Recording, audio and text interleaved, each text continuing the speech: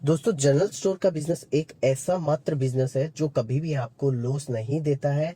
इसी के साथ आप किसी भी गांव, किसी भी शहर, किसी भी मोहल्ले में खोल सकते हैं। और यह एक ऐसा बिजनेस है जो कभी भी घाटे में नहीं जाता है। जैसे आपने पीछे देखा होगा कि कोरोना भी आया था, तो जनरल स्टोर का बिजनेस हमेशा ग्रो ही हुआ है। जब भी देश की या कंट्री की कभी भी अर्थव्यवस्था या कुछ भी गड़बड़ होता है, तो भी यह बिजनेस हमेशा चलता रहता है। तो चलिए देखते हैं कि कैसे आप जनरल स्टोर का बिजनेस शुरू कर सकते हैं, जनरल स्टोर के बिजनेस में कितना प्रॉफिट मार्जिन होता है, और जनरल स्टोर शुरू करने के लिए जो प्रोडक्ट है वो आपको सस्ते से सस्ता कहाँ मिलेगा। तो चलिए शुरू करते हैं। देखिए दोस्तों, जब भी आप जनरल स्टोर का बिजनेस करते हैं तो सबसे पहले आपको मार्केट का सर्वे करना चाहिए, क्योंकि हर जगह का, हर एरिया का प्रोडक्ट जो जनरल स्टोर में होता है वो अलग अलग टाइप का होता है।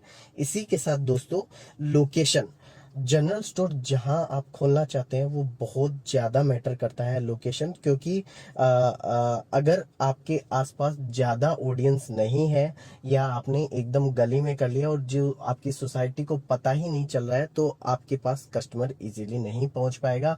अगर मेन रोड पे होगा जनरल स्टोर, तो आप किसी सोसाइटी को भी कवर कर सकते हैं। इसी के साथ आप और भी आसपास की ऑडियंस को कवर कर सकते हैं। जब भी आप कोई जनरल स्टोर खोलते हैं तो सबसे पहले आपकी टारगेट ऑडियंस को समझिए कि आपकी ऑडियंस क्यों कौन होंगे, आपके कस्टमर कौन होंगे। जैसे आपने एक सोसाइटी के अंदर खोला है, तो आपको ये समझना बहुत जरूरी है कि उनका कल्चर क्या है, वो किस टाइप के आइटम, जैसे एक मिडिल क्लास सोसाइटी में अगर अपन देखते हैं तो वहाँ पे पोहा वगैरह, कोल्ड ड्रिंक वगैरह ये सब काफ़ी चलता है। वहीं अपन ये देखते हैं, वहीं अपन एक थोड़ा लोअर क्लास सोसाइटी की बात करें तो वहाँ पे अपन देखेंगे तो वहाँ पे आपको 5 रुपए, 7 रुपए, 10 रुपए में छोटे छोटे पैकेट में आइटम आप रखेंगे तो आप ज़्यादा बिक्री कर पाएंगे। इसी के साथ दोस्तों, आपको सही प्रोडक्ट का चुनाव करना रहता है। जैसे कि मैंने बताया कि अलग अलग टाइप की ऑडियंस होती है, अलग अलग टाइप के कस्टमर होते हैं। तो आपको प्रोडक्ट वो चुनने होंगे जो उनके लायक हो और जिस टाइप का उनका माइंडसेट हो। काफ़ी एरिया ऐसे भी होते हैं जिसमें लोग ब्रांडेड प्रोडक्ट को तवज्जो ज़्यादा देते हैं, तो आपको उस एरिया में ब्रांडेड प्रोडक्ट रखने होंगे।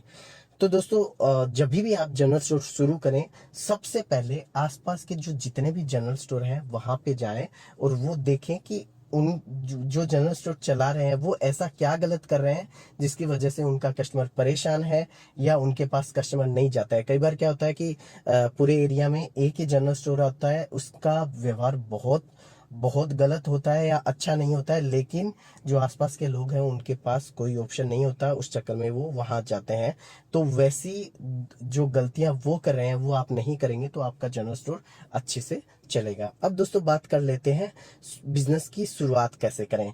जब भी आप ये जनरल स्टोर डालने की शुरुआत करें तो सबसे पहले एक बजट बनाएं, चाहे वो 25,000 का हो, 50,000 का हो, 1 लाख का हो, 2 लाख का हो, और उस बजट को आपको 3-4 पार्ट में डिवाइड करना होगा।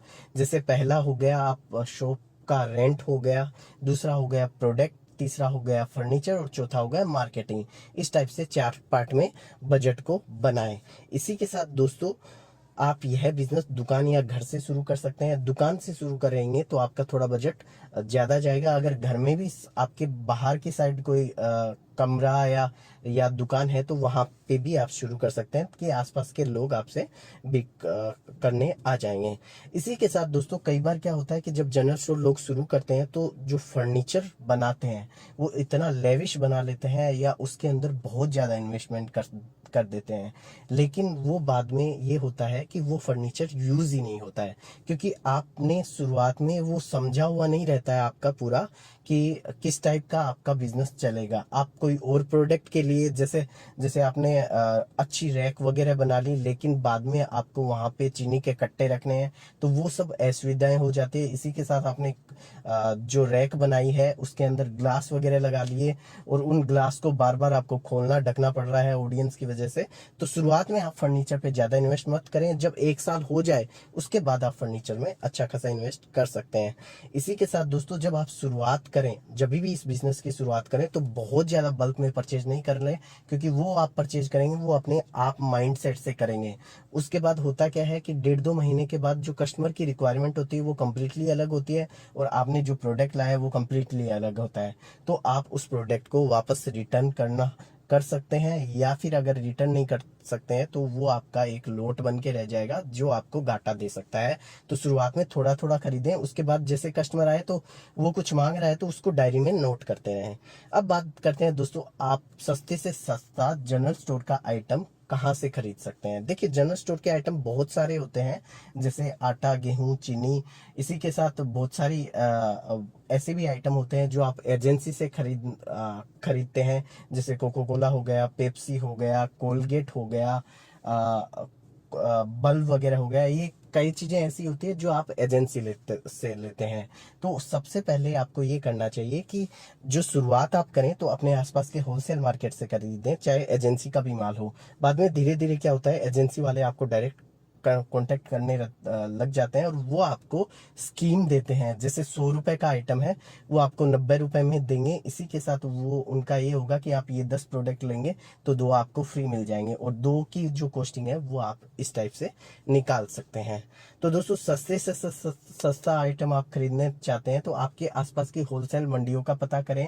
जैसे आप अगर राजस्थान के हैं तो राजस्थान में आसपास में जैसे गेहूं कहाँ सस्ता मिलता है, या आपको चीनी कहाँ सस्ती मिलती है, वो आपको पता करके फिर वहां से डायरेक्ट माल आप ले सकते हैं। इसी के साथ दोस्तों, अब बात कर लेते हैं इस बिजनेस में प्रॉफिट मार्जिन कितना होता है। देखिए, इसमें क्या होता है कि प्रोडक्ट वाइज प्रॉफिट मार्जिन होता है। वैसे इसके सारे प्रोडक्ट का तुलना की जाए तो 5 से 40% तक मार्जिन रहता है, लेकिन कई बार क्या होता है, जैसे चॉकलेट वगैरह है तो 5 से 10% रहता है। वहीं आप गेहूं वगैरह इन सब में अगर ऑफ सीजन में खरीद लेते हैं, बाजरा या आटा वगैरह ये सब ऑफ सीजन में खरीद लेते हैं तो 40% तक आराम से कमा सकते हैं। डेयरी प्रोडक्ट वगैरह होते हैं 10 से 12% होता है, और भी जो एजेंसी वाले जैसे MDH मसाले मैंने बताया, कोलगेट बताया, कोको कोला, पेप्सी बताया, इनके सबके वेरिएबल्स अलग अलग रहते हैं जो 7% से लेके 30% के बीच आपको प्रॉफिट मार्जिन देते हैं। इसी के साथ अगर दोस्तों इन्वेस्टमेंट की बात करें तो इन्वेस्टमेंट, यह बिजनेस एक ऐसा बिजनेस है जो आप 25,000 लगाकर भी शुरू कर सकते हैं, और इसमें आप 1 करोड़ रुपए भी डाल रहे हैं तो कम है। वो आप पे डिपेंड करता है कि कितना बड़ा स्टोर है, लेकिन जितना पैसा डालना चाहें वो आप सबसे पहले आपकी टारगेटेड ऑडियंस देख लीजिएगा कि आसपास आप कितने घरों को सेवाएं देंगे, उस हिसाब से इन्वेस्ट कीजिएगा। तो धन्यवाद दोस्तों, आज का वीडियो कैसा लगा, या अगर आपको कुछ समझ में नहीं आया हो तो आप मुझे कमेंट करके बताइए, और ये जरूर बताइएगा कि आप कौन से एरिया में या कौन से शहर में अपना किराना स्टोर खोलना चाहते हैं। धन्यवाद दोस्तों।